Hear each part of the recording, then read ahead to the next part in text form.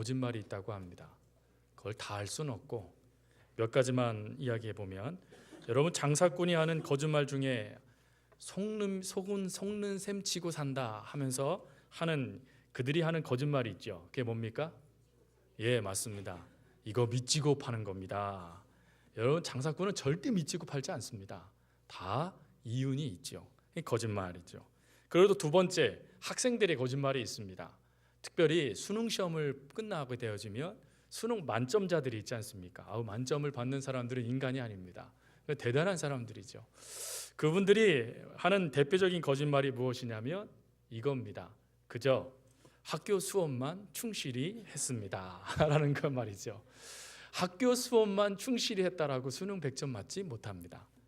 타고난 재능이 있다던가 천재이다던가 아니면 뒤에서 그 부족한 부분들이 메워지지 아니하면 불가능한 것이죠.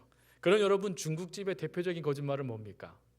중국집 이거지요. 금방 출발했어요 라는 말이요. 금방 출발했는데 10분이 지나도 안 옵니다. 그런 거짓말이 있죠. 그럼 여러분 옷가게에서 대표적인 거짓말이 뭐겠습니까? 옷가게에서요. 어떻게 하셨습니까? 이런 말 한답니다. 깔맞춤이네요. 손님을 위한 옷입니다 라고 하면서 이야기한답니다. 그리고 사오면 어떻습니까? 나랑 전혀 맞지 않는 옷을 사오는 경우들이 종종 있습니다. 그러나 저희 교회 교우가 있는 그런 옷가게는 다릅니다. 딱 맞는 옷들이 옵니다. 믿고 가시기 바랍니다. 그럼 여러분 마지막으로 우리 여성도님들이 하는 거짓말들은 뭘까요? 특별히 친구를 만났을 때입니다. 친구. 그 대표적인 거짓말이 뭐냐면 이걸 합니다. 어머, 너 왜 이렇게 예뻐졌니? 이건 거짓말이랍니다. 이거는. 그러니까 여러분 속지 마시기 바랍니다. 제가 이 거짓말들을 쭉 보면서 그런 생각이 문득 들었어요. 그럼 그리스도인들에게 거짓말은 뭘까? 그리스도인들이 주로 쓰는 거짓말, 그 대표적인 게 뭡니까? 알고 있네요. 누군가 얘기하셨습니다. 금방 기도하겠습니다. 이런 말이라는 거죠. 저는 이렇게 거짓말이, 기독교의 대표적인 이런 거짓말이 우리 교회와 상관없는 그런 은혜가 있기를 바랍니다. 세상은 거짓말이라고 말하지만 우리는 진리를 보여줄 수 있는, 그리고 하나님께서 허락하신 그 은혜를 나타낼 수 있는 우리 귀한 교우들 될 수 있기를 주님의 이름으로 축복합니다. 2016년 5월 달에 나홍진 감독님에 의해서 한 영화가 개봉되었습니다. 그 영화의 이름이 곡성이죠. 아마 영화를 보신 분들도 계실 겁니다. 그러나 우리 성도님들은 성경책 많이 보시고 기도 많이 하시니까 아마 이 영화를 많이들 안 보셨을 텐데, 이 영화는 다른 영화와 좀 다릅니다. 다른 영화는 끝부분에 가가지고 완전히 그 주인공, 그 범인이 확 뒤집어져 가지고 사람들을 놀래키게 하는 반전을 주로 많이 영화에 사용하는데, 이 곡성은 처음부터 대놓고 뭐라고 얘기하냐면 의심하지 마라 라고 하는 성경 구절을 딱 띄워주고는 처음 시작부터 심지어 그 속에 있는 수많은 배우들이 한 사람이 범인이다라고 줄기차게 이야기합니다. 근데 그 이야기를 함에도 불구하고 놀라운 것은요, 그 영화를 보고 나온 관객들의 반응입니다. 관객들이 뭐라고 말하냐면 어머, 정말 그 사람이 범인인지 몰랐어 라고 하면서 놀라워하는 모습들이 나타나더라라는 것입니다. 영화는 줄기차게 의심하지 마십시오, 이 사람이 범인입니다 라고 하면서 줄기차게 이야기하고 있는데, 문제는 그 영화를 보면서 그 이야기의 그 순서 가운데 모든 관객들이 혼란스러워하면서 심지어 이 사람이 범인입니다 라고 많은 사람이 이야기함에도 불구하고 저 사람이 처음부터 범인으로서 이렇게 영화에 나오지는 못할 거야, 그럴 일은 없어, 모든 사람들이 그 마지막 부분에 분명히 진짜 범인이 나타날 거야 라고 하며 그 영화를 바라봤다라는 것이죠. 이 영화에서 나홍진 이 감독님께서 말해주고 싶은 것은 무엇이냐면 사람들의 이 의심의 모습입니다. 사람들이 생각하고 있는 이 의심이 단지 마음속에 아우성으로 그냥 허상으로 끝나는 게 아니라, 이 의심이 실제하는 사실보다 더 강력한 힘을 발하는 사실처럼 되어져 버리더라라는 것을 말해주고 싶은 것이죠. 사실 의심이라는 것은 우리가 잘 알고 있듯이 모든 학문에는 의심으로 모든 것이 시작됩니다. 정말 그럴까? 이게 맞을까? 더 좋은 것은 없을까? 하는 그런 질문 속에 답을 찾아가는 것이 학문이죠. 그래서 의심이 다 나쁜 것은 아닙니다. 근데 문제는 이 의심이 잘못되어질 경우 사실보다 잘못되어져 있는 허상, 그 실수 덩어리들, 잘못되어져 있는 그 결과물이 마치 사실인 양 믿어버리는 모습들이 나타나더라라는 것이죠. 특별히 곡성이라는 이 영화에서 말하는 의심하지 마십시오라는 이 의심이라는 이 단어는 신약 히라버로 쓰여진 신약 성경에 총 3가지의 의심이라는 단어로 쓰여지게 됩니다. 첫 번째 단어는 무엇이냐면 딥스코스라는 단어로, 이 단어의 뜻은 두 마음을 품다라는 뜻입니다. 즉 의심은 두 마음을 품는 거라는 것이죠. 또 하나는 디아크리노라는 단어로 평가하다, 그리고 지체하다라는 것입니다. 왜 네가 지체하느냐라고 말씀하시는 주님의 말씀에도 의심이라는 단어가 플러스되어져 있다는 것이죠. 그리고 마지막으로 또 하나의 단어가 디스타조라는 단어입니다. 이 디스타조라는 이 단어는 베드로가 물에 빠져들어갈 때 주님께서 하신 말씀, 믿음이 작은 자야 왜 의심하느냐라는 그때 의심이라는 이 단어로 쓰여진 단어로, 이 뜻은 목표, 동시에 2개의 목표를 가지려고 하다라는 뜻입니다. 그러니까 이 베드로가 물에 빠져들어갔을 때 주님만 바라본 게 아니라 다른 목표가 하나가 있었다라는 것이죠. 그래서 그 2가지가 충돌했을 때 의심하는 모습으로 빠져들게 되었다라고 성경은 말씀합니다. 오늘 본문의 말씀에도 우리가 익숙한 의심의 모습이 나옵니다. 예수님께서 부활하셨다라는 소문이 제자들을 통하여서 도마에게 들려옵니다. 그러더니 도마가 즉시 뭐라고 말하냐면 믿지 않겠다라고 이야기합니다. 그러면서 자기의 예수님의 그 창자국 난 옆구리와 그리고 못자국 난 그 손에 자기가 손을 넣어보지 않고는 절대로 믿지 않겠다라고 말하는 믿음 없는 모습처럼 오늘 성경은 이야기하죠. 그래서 여러분, 도마를 향하여 우리가 별명 하나를 부른다면 뭐라고 부릅니까? 의심 많은 도마라고 부릅니다. 그러면 여러분, 우리가 붙인 의심 많은 도마라는 이 별명이 또 많은 사람들이 그렇게 알고 있는 의심의 대명사 도마, 정말 맞을까요? 성경에요, 왜 의심하느냐, 또 의심이 많은 자라는 말을 들은 사람은 도마가 아닙니다. 특별히 오늘 본문 말씀에도 도마가 예수님의 창자국 난 옆구리와 손을 만져보고 믿었더라라는 말씀은 없습니다. 즉 그것이 믿음의 문제 있냐 아니냐, 이거는 성경에 기록되어 있지 않아요. 가장 중요한 것은 왜 의심했느냐라는 평가를 받은 제자는 베드로였습니다. 도마가 아닙니다. 분명한 것은 도마는 오늘 이 본문 말씀을 통하여 예수님을 믿는 믿음의 문제에 대해서 그가 고민하여 무너진 모습을 기록하고 있는 것이지, 절대로 그가 예수님을 의심해서 너희들 도마처럼 예수님을 의심하지 말라라는 기준으로 말씀하시는 말씀이 아닙니다. 그래서 우리는 도마를 좀 더 구체적으로 살펴봐야 됩니다.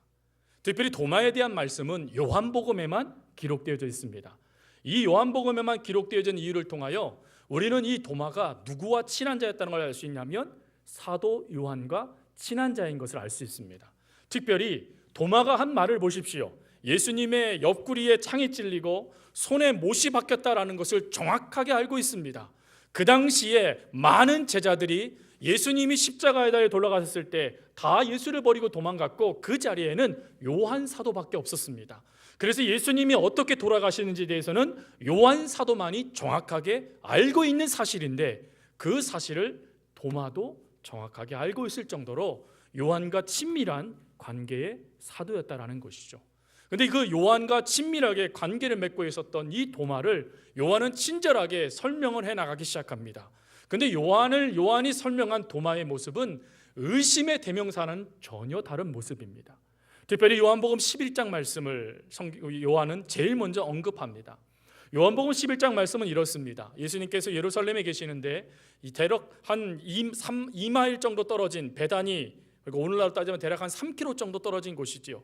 3km 정도 떨어진 베다니에 살고 있는 나사로가 죽을 병에 걸렸으니 예수님 즉시 오셔서 우리 오라비를 살려주십시오라는 편지를 예수님이 받게 되어집니다. 그래서 예수님은 그 나사로에게로 가겠다라고 이야기하시죠. 근데 문제는 무엇이냐면 이 이야기를 할 때 제자들이 예수님의 앞을 막았다라는 것입니다. 그 이유를 요한복음 9장은 뭐라고 설명하고 있냐면 예수님께서 안식일 날 맹인, 태어날 때부터 맹인됐던 사람을 고치셨습니다. 즉 바리새인들의 기준으로 보면 일을 한 것이죠. 그래서 그 안식일에 일을 한 그 사건 때문에 요한복음 9장 말씀에 가보면 바리새인들이 예수님과 그를 따르는 무리들을 돌로 치고자 하였다라고 성경은 기록하였습니다. 그래서 제자들은 그때 일을 기억하면서 예수님, 좀 전에 있었던 일을 잊으셨습니까? 좀 전에 우리가 죽을 뻔했다가 괜시니 이렇게 도망쳐서 나왔는데 아니 사지로 들어간다니요. 예수님 그 가당치도 않은 말씀입니다. 거기다가 예수님 우리가 힘써서 사지라도 걸어가다가 아니 그 나사로가 죽었다라는 말을 들으면 이 우리가 행보가 이게 뭐가 되겠습니까? 그러니까 예수님 가지 마시죠. 안 됩니다 하고 그 앞을 막았을 때 이 도마가 위대한 말을 하지요. 그게 뭡니까? 우리가 주와 함께 죽으러 가자라는 말을 합니다. 속담 중에 이야기 중에 그런 이야기가 있더라고요. 죽기를 각오하면 안성 장사꾼이 무서우랴라는 말이 있습니다. 이게 무슨 말이냐면 그 당시에 팔도에 있는 모든 보보상들이 항상 모든 곳에 장이 열리는 곳마다 움직였는데 이 안성 지역에만 가면 그렇게 힘들었다는 겁니다. 왜요? 텃세가 심했거든요. 텃세가 얼마나 심했든지 그곳에서 제대로 장사를 버텨내는 장사꾼들이 없었다는 겁니다. 그러나 아무리 텃세가 심해도 죽기를 각오하면 못 견딜 것이 없더라라는 것이 바로 그 속담에 나와 있는 죽기를 각오하면 안성 장사꾼이 무서우랴라는 뜻입니다. 바로 지금 도마가 그걸 하고 있는 거예요. 우리가 주와 함께 죽으러 가자. 어느 제자들도 죽음의 문제 앞에 자유로운 제자는 없습니다. 심지어 그 죽음의 문제 때문에 지금 예수님을 막고 있는데 이 도마는 뭐라고요? 아주 의리의 사나이죠. 딱 나타나서 주와 함께 죽자.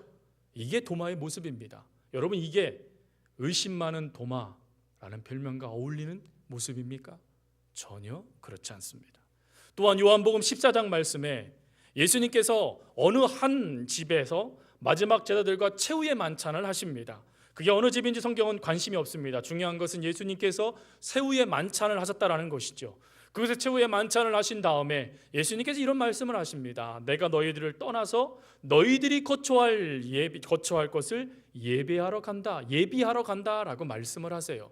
그러면서 예수님은 제자들에게 묻습니다. 내가 어디로 가는지 너희들은 알고 있니? 라고 묻습니다. 여러분 제자들이 알았을까요? 몰랐을까요?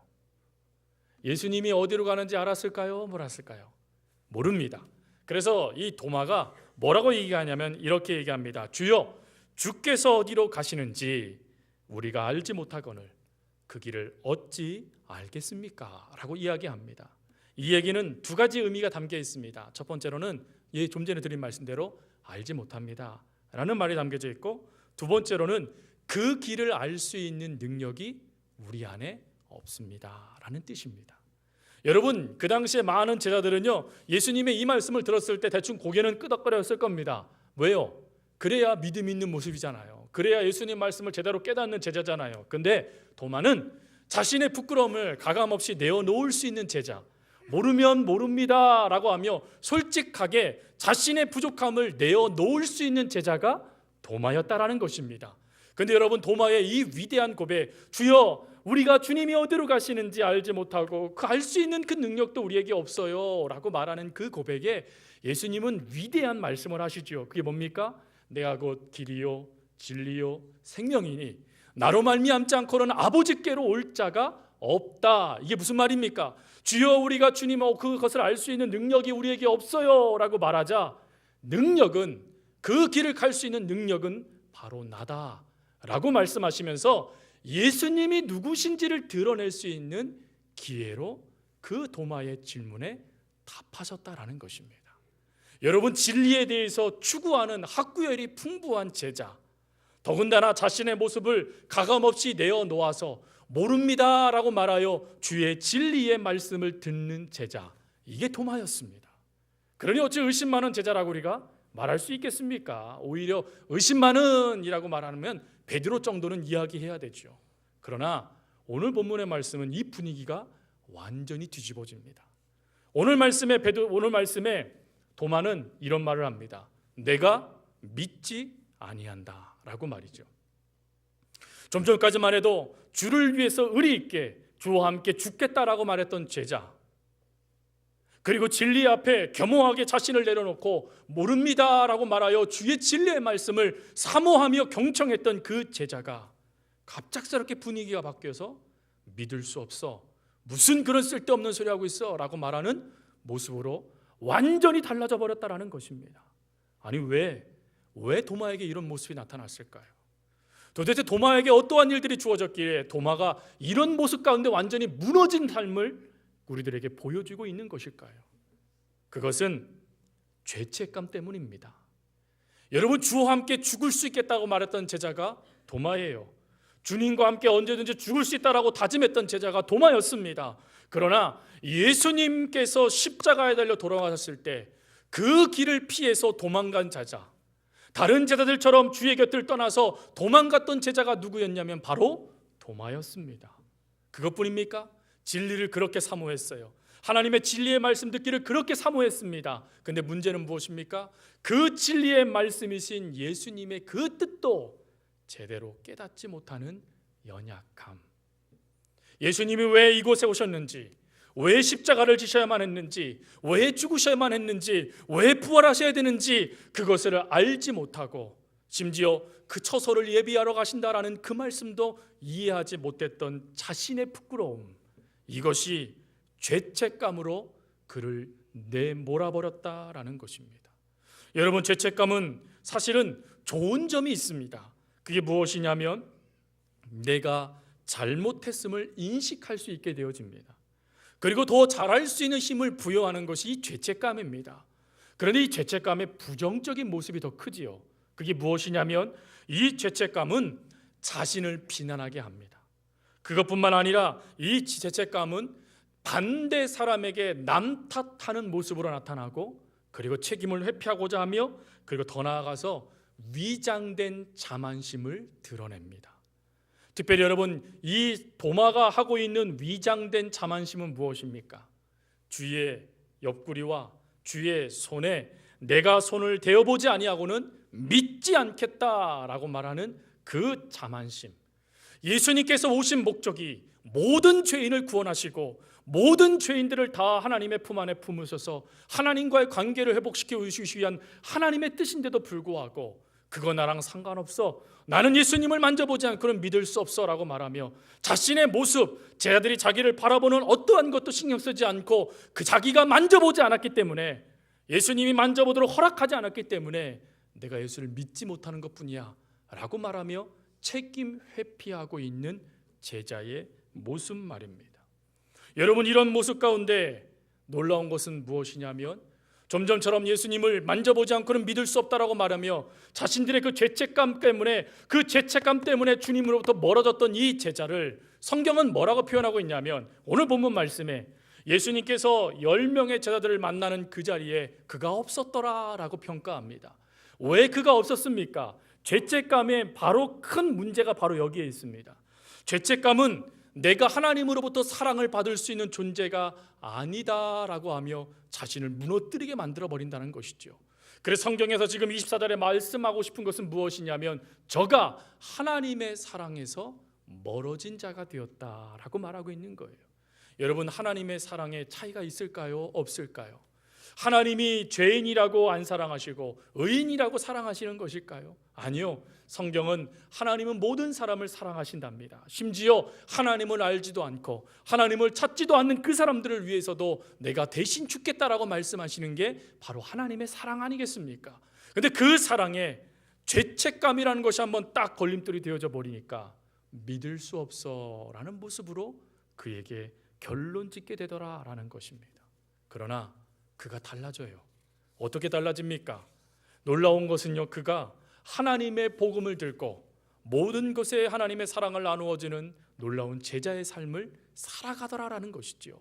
특별히 도마는 이란에 가서 복음을 전하였습니다. 중국에서도 복음을 전했고요, 인도에서도 복음을 전하였습니다. 그래서 여러분, 인도에 많은 성자들이 있지만 이 도마가 성자로 불리고 있다는 것을 아십니까? 이 도마는 인도의 마이포라라는 그 지역의 근방인 마이포라인 그 근방인 곳에서 그 당시에 바라몬 교도들에 의해 창에 찔려 순교하게 되어집니다. 근데 그가 순교한 그 마이포라 근방에 뭐가 있냐면 도마의 산이라는 것이 있습니다. 이 도마산에 무엇이 발견되어졌냐면 페르시아어로 쓰여진 십자가, 돌 십자가가 발견되어졌습니다. 근데 그 돌 십자가의 앞에는 도마, 성도마라는 글자가 적혀져 있고 뒤에는 그 도마를 평가한 인도의 크리스찬들이 적어놓은 글귀가 적혀져 있습니다. 거기에는 이런 글이 적혀져 있습니다. 이 사람은, 도마를 말하는 거지요, 도마는 십자가에 못 박혔다. 이분은 참 하나님의 영원한 변하지 않는 순수한 지도자였다라고 기록하고 있다라는 것입니다. 그렇게 우리가 의심 많은 도마라고 말하고, 그렇게 주님의 몸에 손을 대어 보지 않고는 믿을 수 없어라고 역정냈던 도마가 인도의 성자로, 저는 순수하게 하나님을 믿은 지도자입니다 라는 평가를 받는 삶으로 많은 사람들에게 회자되고 있더라라는 것입니다. 그러면 사랑하는 성도 여러분, 우리들에도 그 비밀을 우리가 발견해야 되지 않겠습니까? 저희들도 예수님을 믿고 따라감에 있어서 처음에는 이 베드로처럼 주님만을 위해서 삶을 살아가겠다고 다짐하고, 그리고 주의 진리를 사모하는 모습으로 매 순간 살아가지만 어느 순간 내가 내 말에도 제대로 책임지지 못하는구나, 나는 정말 부끄러운 죄인이구나 라는 것이 막 밀고 들어오면 어떻게 됩니까? 그 주님의 사랑에 대해서도 의심하게 되어지고, 그리고 주님은 나를 사랑하지 않으셔라고 하며 혼자 골방에 숨어있는 자처럼 우리들의 모습이 달라지지 않습니까? 근데 그런 도마와 같은 우리들에게, 또 도마에게 하나님은 은혜를 베푸세요. 그 은혜가 바로 오늘 본문 26절에 나와 있는 것이죠. 오늘 26절에 성경은 이렇게 말씀합니다. 8해를 지나서 제자들이 다시 집안에 있을 때에 도마도 함께 있고 문들이 닫혔는데 예수께서 오사 가운데 서서 이르시되 너희에게 평강이 있을지어다 하시고. 아멘. 여러분, 이 말씀의 중요한 것은 오늘 8해 만에 다시금 제자들이 모여있는 이곳에 예수님께서 오신 것은 제자들을 위한 것이 아니라 도마를 위한 주님의 찾아오심이었습니다. 그래서 오늘 이 본문을 가지고 많은 설교가들은 뭐라고 설교를 많이 제목을 정하냐면 도마 한 사람을 위하여라고 제목을 정하여 예수님께서 도마에게 찾아오신 그 은혜를 설명하기 시작하지요. 여러분, 도마에게 예수님께서 딱 나타나자마자 제일 먼저 하신 것이 무엇입니까? 왜 네가 나를 의심하느냐라고 말씀하십니까? 아니요. 그러면 성경을 잘못 보신 겁니다. 성경은 뭐라고 말씀하시죠? 도마를 친숙하게 부르세요. 그리고는 옆구리와 손을 보여주시면서 만져라라고 이야기하시는 거예요. 여러분, 질문해 볼 테니까 한번 대답해 보세요. 도마가 만졌을까요? 안 만졌을까요? 안 만졌을 것 같기도 한데 안 만졌을 것 같기도 하고, 그렇죠? 궁금하지 않으십니까? 그건 별로 안 궁금하십니까? 괜찮습니다. 안 궁금하셔도. 근데 성경은 그가 만졌다라는 기록이 기록되어 있지 않습니다. 즉시 그가 이런 고백을 하지요. 예수님은 나의 주님이십니다. 나의 하나님이십니다 라는 고백을 해요. 여러분, 베드로가 마태복음 16장 16절에 위대한 고백을 했지요. 그 고백이 무엇입니까?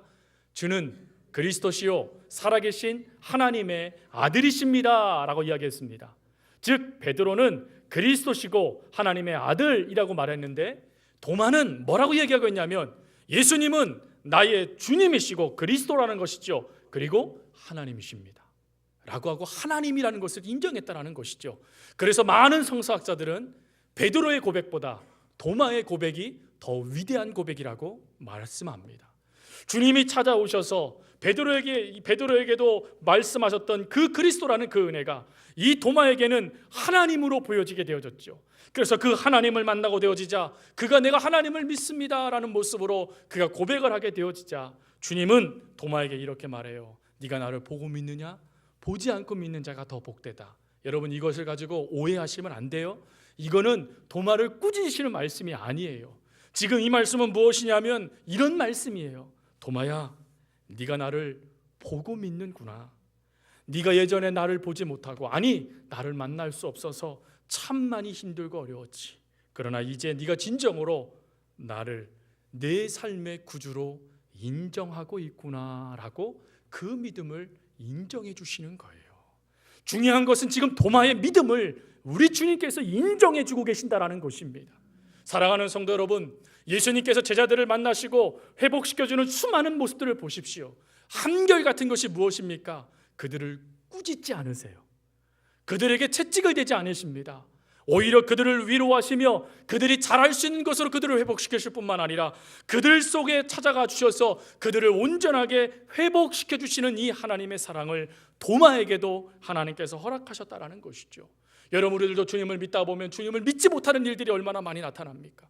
주님 앞에 어찌 이럴 수 있습니까? 라고 말하며 등을 돌릴 수밖에 없는 일들이 얼마나 많이 주어집니까? 하나님이 살아계시다라면 어떻게 나에게 이럴 수 있습니까? 라고 말하는 일들 또한 우리 가운데 얼마나 우리의 믿음을 무너뜨리고 있습니까? 그런데 그때에 우리 주님의 위로의 말씀은 이거예요. 사랑하는 딸아, 사랑하는 아들아, 네가 여러 가지 상황 때문에 나를 보지 못하고 나를 믿지 못하여 힘들었지. 그러나 이제야 네가 나를 믿는구나. 이제야 네가 나를 향하여 하나님이라고 부르는구나. 창하구나 아들아, 창하구나 딸아 라고 우리 주님께서도 말씀하여 주신다라는 것입니다. 그러므로 우리들 도마처럼 하나님의 복음을 들고 일어서서 주의 사명을 감당할 수 있는 것 아니겠습니까? 도마는 물론 중간에 내가 주님의 손과 옆구리에 내 손을 대지 아니하면 믿을 수 없어 라고 말하며 역정내며 오히려 그 교만한 자부심 가운데 그의 모습을 보여지는 안타까운 모습이 보여졌지만 주님이 찾아와 위로해 주시고 안아주시고 그를 회복시켜 주시니 끝까지 주의 사명을 전하는 사역자가 되어졌다라면 오늘 우리에게도 주님이 그렇게 찾아오셔서 정말 주님을 믿지 못하여 안타까워하는 우리들에게 우리를 끌어안아 주시며 사랑하는 딸아, 사랑하는 아들아 하며 우리에게 위로와 격려의 말씀을 허락하신다면 우리도 회복되어져 우리도 다시금 일어서 주의 사명을 감당할 수 있지 않겠습니까? 오늘 이 말씀을 묵상하면서 하나님께서 끝까지 허락하신 그 삶을 이 도마가 어떻게 살아갔을까 그의 일대기들을 쭉 보다가 하나님이 문득 한 찬송을 입에 넣어주시더라고요. 그 찬송이 오늘 우리가 함께 부를 찬송이에요. 그 가사가 이래요. 주 사랑이 나를 숨쉬게 해 세상 그 어떤 어려움 속에도 주 은혜로 나를 돌보시며 세상 끝날까지 지켜주시네. 다른 제자들의 그 눈초리 저희들이 나를 어떻게 생각할까? 너도 도망간 도망자 아니야? 라고 비난의 눈초리를 보낼 때 주님은 사랑의 눈초리를 그에게 더해 주시고 그리고 끝까지 그 사명 어려움 속에도 감당할 수 있는 역사를 더해 주시는 그 은혜 오늘 우리들에게도 허락되는 은혜인 줄 믿으시기 바랍니다. 오늘 그 고백을 가지고 우리 함께 이 찬양 부르셨으면 좋겠어요. 주 사랑이 나를 숨쉬게 해 우리 이 찬양 함께 찬양 부르고 하나님께 기도하겠습니다.